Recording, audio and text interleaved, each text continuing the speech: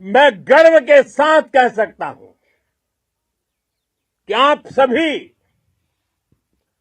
अपने लक्ष्यों पर बिल्कुल खरे उतरे। पाकिस्तान में आतंकी ठिकानों और उनके एयरबेस ही तबाह नहीं हुए, बल्कि उनके नापाक इरादे और उनके दुस्साहस दोनों की हार हुई।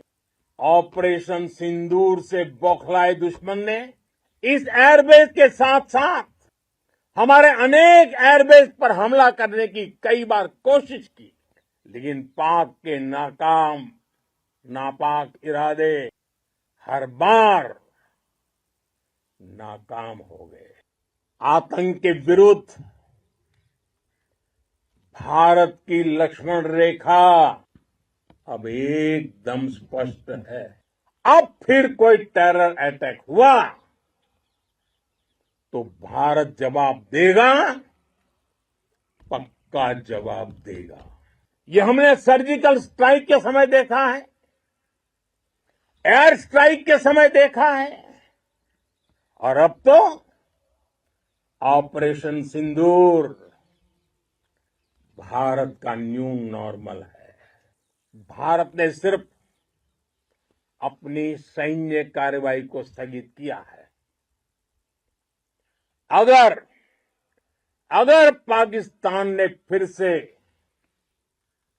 आतंकी गतिविधि या सैन्य दुस्साहस दिखाया तो हम उसका मुंह तोड़ जवाब देंगे। ये जवाब अपनी शर्तों पर अपने तरीके से देंगे, और इस निर्णय की आधारशिला इसके पीछे छिपा विश्वास